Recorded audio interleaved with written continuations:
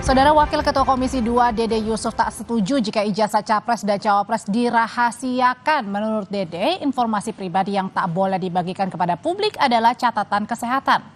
Keputusan KPU nomor 731 menyebut tentang beberapa dokumen yang tidak bisa dibuka kepada publik tanpa izin pihak yang bersangkutan. Salah satunya adalah ijazah Capres dan Cawapres. Menurut Dede Yusuf, dokumen seperti ijazah seharusnya dapat dibuka pada publik. Dede menyatakan Komisi 2 DPR akan meminta klarifikasi pada KPU.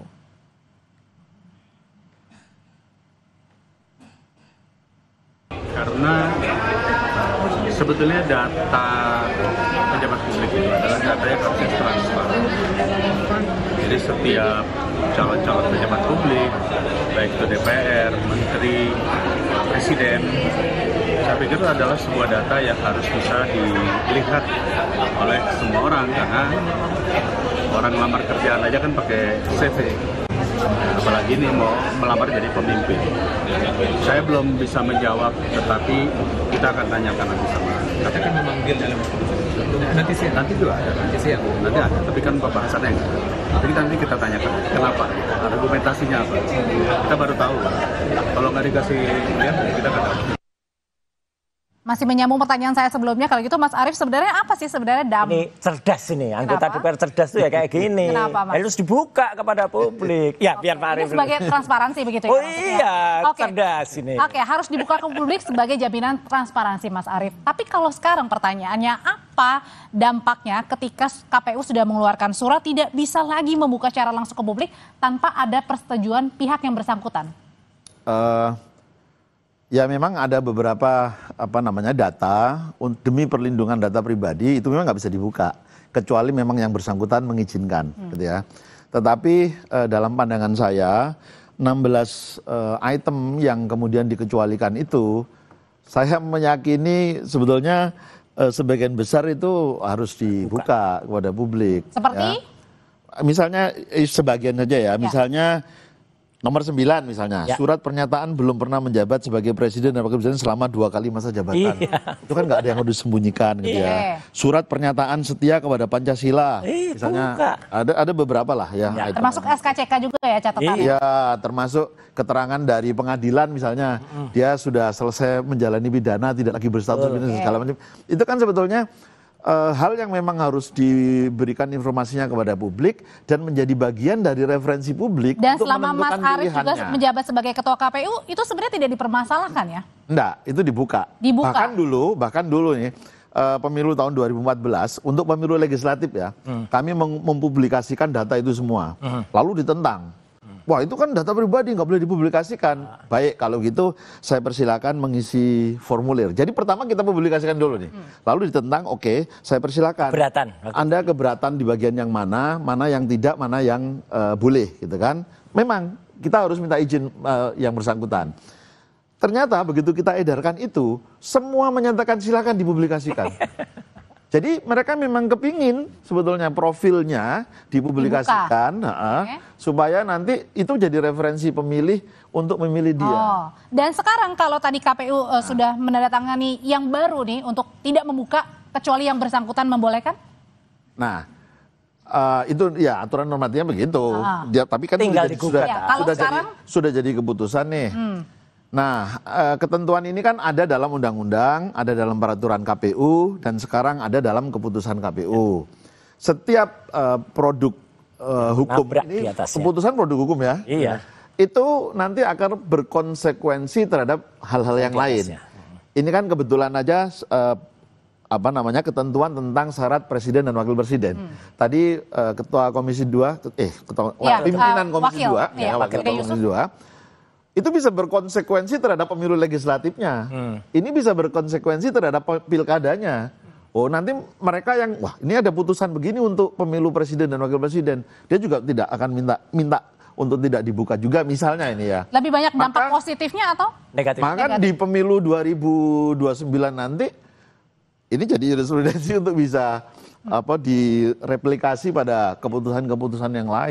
Tapi kalau saya harusnya ini putusan dari PKPU ini gugur dengan sendirinya kok, Mbak? Kenapa? Iya, karena menabrak aturan di atasnya. Udah jelas di Undang-Undang Keterbukaan Informasi Publik nomor 14 itu jelas aturannya. Jadi kok ini konyol gitu loh. KPU bikin aturan yang malah menabrak aturan yang sudah ada dan menabrak keterbukaan informasi publik, menabrak transparansi. Dan kita lihat komentar. Kalau gitu kenapa tadi? Kenapa kalau gitu menurut Mas Roy sendiri surat kemudian ditandatangani oleh KPU? Ya ada sesuatu. Mungkin ada orang kurus yang keberatan. Hah? Orang? Kurus yang keberatan. Maksudnya? Nah, ya, biasanya kan saya tidur ada orang gemuk, orang besar. Nah ini mungkin ya kan balik saya ada orang kurus yang keberatan mungkin. Mungkin pusing karena tiap hari didatangin datanya. Kalau gitu oke. Tapi termasuk ya Pak Aris setuju ya bahwa untuk data pendidikan, data kesehatan itu memang data pribadi yang di-keep. Kesehatan saja ya, oke. Jadi Karena isinya nggak boleh. Isinya nggak saya boleh. setuju Ijazahnya di negara hukum tampilkan. ini nggak ada yang tidak bisa diuji. Oh, iya. Semua kekuasaan kewenangan bisa diuji. Ada dua saluran, Mbak. Pertama, ya sudah, ada yang keberatan, ajukan ke KIP. Keep. Ya. Oke. Nanti Ini akan kita patah lihat. dengan KIP. Karena setelah di KIP pun nanti bisa digugat lagi ke pengadilan, kita lihat nanti putusannya seperti apa. Ya. Kalah deh KPU. Kedua, bisa juga apa? Ya diuji nanti karena ini bukan ini bersihin bukan rekeling. Jadi digugat ke petun. SK KPU ini, keputusan KPU ini nanti kita lihat bagaimana pertimbangan majelis hakim setelah melihat semua norma termasuk Oke. konstitusi kita ya. Bang Rifai, tapi kan pada saat sekarang nih ijazah Pak Jokowi kemarin-kemarin dipermasalahkan. Sekarang ijazahnya Mas Gibran, Mas Wapres dipermasalahkan juga. Harus. Dengan adanya surat ini kemudian berdampak atau enggak nih dengan Kalau soal gugatan-gugatan ijazah yang kita sudah sepakat tadi. Data kesehatan, data pendidikan, Nggak data boleh. pribadi. Ijazah Nggak boleh. boleh isinya. Nilainya, Karena nilainya. Kalau ijazahnya nggak Ya, apa-apa. kembali lagi itu hak pribadi orang, Mbak. Mohon maaf, soal IPK, soal Itu saya setuju. soal Kalau kesehatan. IPK setuju. Makanya di undang-undang Tapi ini kan ijazahnya harus undang-undang tampil. PDB kita ini, peraturan pribadi sebenarnya kita juga copas dari negara lain. Isinya lebih kurang sama. Itu hak privat yang harus dilindungi. Apalagi di konstitusi kita ya, pasal 20 termasuk itu. juga dengan surat ijazah yang perlu Masalahnya di ijazah itu nggak ada nilainya. Jadi kalau ijazah itu nggak ada nilainya harus dipublikasikan. Kecuali itu ijazah kayak ijazah yang ditemukan kemarin di penjaraan Sahroni itu ya. Itu ijazah SMP. Nah itu ada nilainya, oke itu jangan ditampilkan. Tapi kalau ijazah yang tidak menyatakan ada lulus atau tidak nilainya, lulus maksudnya itu. tampilkan aja. Jadi kan kita bisa tahu nih orang ini lulus atau enggak sih, ijazahnya Baik. beli atau enggak sih, gitu. Kembali lagi, ada dua persoalan. Pertama, hukum acaranya sudah selesai sampai dengan hasil pemilu. Ya. Ini pemerintahan berjalan 5 tahun, diributkan di tengah jalan, itu sudah tidak mungkin, Pak. Karena kalau ada persoalan kan gugur semua. Ya, jadi kembali lagi kenapa Bisa ada timeline. dikoreksi. Sengketa proses maupun sengketa hasil. Nah kedua, kalau soal ijazah kan sebenarnya udah clear. Dengan legalisasi dinyatakan secara sah oleh penerbit, enough gitu loh. Ya. Tapi kan kalau Bang Roy kan iya. Oh sah, iyalah, terus kan, karena- gitu. karena bisa salah. Tapi dengan adanya surat ini dengan surat KPU ini Makin berdampak gaduh, apa enggak? makin gaduh. KPU malah Dengan bikin surat gaduh. KPU tidak ada dasar untuk tidak menunjukkan. Ah, Oke. itu. Sekalipun memang meluas ya, kalau kita lihat sih beberapa item ini meluas, ya monggo didalami kenapa Tapi apa pertimbangannya. saya berdoa Mbak, moga-moga Komisi 2 cerdas ya, dan kemudian mengundang KPU, memanggil KPU dan membatalkan putusan 731. Karena ini buruk ya, citranya baik bagi Indonesia ya, secara lebih luas, bagi KPU juga buruk ya. KPU kok mau sih gitu loh, malah memburukkan citranya dengan ini. Sayang banget. Oke, kalau Mas Arief pada zaman Mas Arief menjabat sebagai ketua Bukan. KPU, ada nggak juga yang setelah nih ya, setelah Pilpres selesai, setelah Pilkada selesai, kemudian ada yang mempertanyakan soal ijazah seperti ini misalnya? Nggak ada. Nggak ada. Sebenarnya case close. Artinya Ya, adalah pada selesai. saat setelah pengumuman resmi sudah selesai. Selesai. Kan sudah kita tampilkan semua. Nah, itu. Tapi kalau ada juga nggak yang bertanya waktu itu setelah selesainya ini kemudian ijazahnya? Nggak. Seingat saya nggak ada. Mungkin bukan untuk presiden ya, mungkin untuk pilkada ada. Waktu itu kan ada Ya, saya bupati nggak mana? mampu mengingat begitu Ya, banyak ada. hal ya. Oke. Bupati daerah tertentu, saya nggak perlu sebutkan ya. Waktu itu dia sudah lolos 2 kali bupati, tapi ketika gubernur terbuka ijazahnya palsu, ya dia turun. Gitu loh. Meskipun dia 2 kali udah lolos loh gubernur. Berarti kan KPUD waktu biasanya itu gini, ya. Bang Roy, dia masuknya di sengketa MK. Banyak sekali kan. MK. Pileg-pileg ya, calon-calon DPR kita itu terbukti ijazahnya palsu, tapi itu diuji di MK. Betul. Di MK dan terbukti palsu ya sudah. Betul-betul Tapi pada dicoret. saat sebelum pengumuman resminya ya berarti ya, pengujian itu. Sengketa sengketa hasil. Pada Oh, sengketa saat hasil. sengketa, Oke. Apapun kalau menurut kita yang namanya kebenaran itu tidak ada waktunya, timeless ya. Kalau baru terbukti sekarang, ya udah, bongkar aja sekarang. Kok orang takut banget sih gitu? Buka ijazahnya itu aja bagi kita lucu aja. Yang kemarin Bapak kan Kalau takut. menurut saya, Bang Roy, saya setuju. Misalnya di tengah jalan ternyata ijazahnya semua lolos, udah lewat, di tengah jalan palsu. Heeh. Tapi saran hukum yang paling pas mungkin pidana dulu. Ya. pidana, putus betul bersalah, dengan begitu udah banyak konsekuensinya kan. Maka dia harus di PA oleh parpol pengusung. Oke, dengan adanya surat KPU yang menegaskan tidak bisa membuka secara langsung ke publik kecuali izin yang bersangkutan, apakah pertanyaannya akan membuat kemudian Mas Roy CS ini yang masih terus mempermasalahkan? Saya kira nggak perlu akan banyak keberatan. Moga-moga sekali lagi Komisi 2 moga-moga masih cerdas dan waras ya untuk kemudian membongkar ini, menggugurkan ini, atau setidaknya nanti udah jelas aturan ini akan gugur dengan sendirinya karena menabrak tadi. Aturan itu nggak boleh, apalagi ini aturan di bawah ya, peraturan KPU ya, kemudian menabrak aturan undang-undang yang di atas. Emang aturan ini menabrak nggak? Surat ini menabrak menurut Mas Arief sendiri? Memang di undang-undang maupun di peraturan KPU ya, sepanjang yang saya ingat tidak ada kalimat ini harus kecualikan. Dikecualikan atau tidak gitu loh. Tapi hanya dituliskan persyarat. Jadi ada dua, syarat dan persyaratannya itu loh. Persyaratannya adalah ini gitu. Nah, KPU karena salah satu prinsip kerja kita itu adalah transparan, melayani seluruh stakeholder pemilu, ya kita sediakan informasinya gitu. Itu cerdas KPU. Oke. Jadi kalau gitu dari 16 dokumen tadi yang dilarang, bukan dilarang ya, tidak bisa dibuka kecuali yang bersangkutan memperbolehkan, apa saja yang seharusnya boleh untuk tetap dibuka? Kalau menurut saya buka semua. Harusnya buka semua. Kalau dulu kita buka. Buka semua. Oke, artinya adalah kembali yang kedulu lagi, bukan yang sudah ditandatangani sekarang ya Mas Arief ya? Nggak mutu lah ini, 731 ini, praktek KPU ini. Tapi kalau dari Bang Rifai sendiri memang setuju dengan tadi 16 karena memang rahasia begitu? Ya terkait, kalau saya undang-undang PDB kan memang lihat data kesehatan, data pendidikan itu close. Kalau yang lain-lain dibuka. Iya, udah.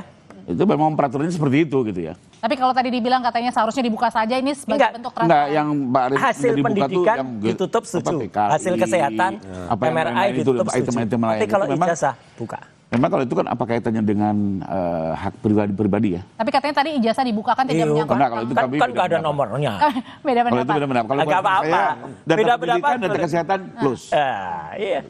Ijazah nggak ada nilainya kok, kecuali ada nilainya. Itu aja. Yang KTP nggak boleh juga. Kalau KTP kan ada NIK-nya. NIK-nya itu dilarang. Tapi kalau itu misalnya surat, ya setuju itu. Surat keterangan misalnya dia bebas narkoba. Nggak apa-apa untuk menunjukkan kalau dia memang benar-benar bebas narkoba. Surat keterangan persetujuan untuk nanti misalnya tidak pilot. Disampaikan aja. Kemudian, kalau ijazahnya tidak boleh dibuka? Enggak, harus dibuka kalau ijazah. Supaya orang tahu. Jadi nggak beli kucing dalam karung tadi. Ya gitu. Kucing mungkin yang takut ijazahnya kebuka itu hanya kucing. Kalau kucingnya cerdas, buka ijazahnya. Oke. Terakhir kalau gitu Mas Arief, sebaiknya bagaimana nih untuk, kan ada pro dan juga kontra begitu dengan surat dari KPU yang baru ini. Apakah kemudian memang yang paling dekat adalah tadi Komisi 2 harus memanggil KPU untuk menjelaskan? Atau ada hal-hal yang lain sebenarnya tadi batal harusnya? Ya, saya masing-masing lembaga pasti punya cara dan metodenya sendiri ya untuk menyelesaikan persoalan. Tapi kepentingan saya sih mudah-mudahan pemilu ke depan itu prosesnya makin transparan, makin berintegritas, makin berkualitas. Nah itu kita bersama-sama, kita wujudkan bersama gitu loh. Termasuk dengan keterbukaan informasi dari capres dan cawapres. Ya, transparansi itu harus ada di seluruh tahapan pemilu gitu loh. Saya merasa bangga sebetulnya ya, karena di periode saya dulu itu KPU bahkan mewakili ya bersama lembaga pemerintah yang lain mewakili satu pertemuan waktu itu yang tingkat regional saya hadir, tapi yang tingkat seluruh dunia saya nggak bisa hadir. Di Korea Selatan kita memaparkan bagaimana kita menyediakan open data dalam proses penyelenggaraan pemilu di Indonesia. Dan itu banyak negara kemudian tertarik dan mau belajar ke Indonesia. Jadi artinya lebih banyak dampak positifnya ketika open data tadi daripada close. Cuma waktu itu sayangnya terus sudah keburu COVID, mereka kemudian menunda. Saya tidak tahu apakah sekarang mereka masih berminat untuk belajar itu di tempat kita. Gitu. Jadi nggak minat lagi kalau gitu. Oke, baik, terima kasih untuk ulasannya Mas Arief, Mas Roy, Bang Rifai. Selamat malam Bapak-Bapak. Ya, terima kasih. Tetap bersama kami di Sapa Indonesia Malam, Saudara. Usai jeda, Raditya Putra akan kembali dengan informasi dari DPR. Kini kembali memunculkan wacana satu orang satu akun per media sosial.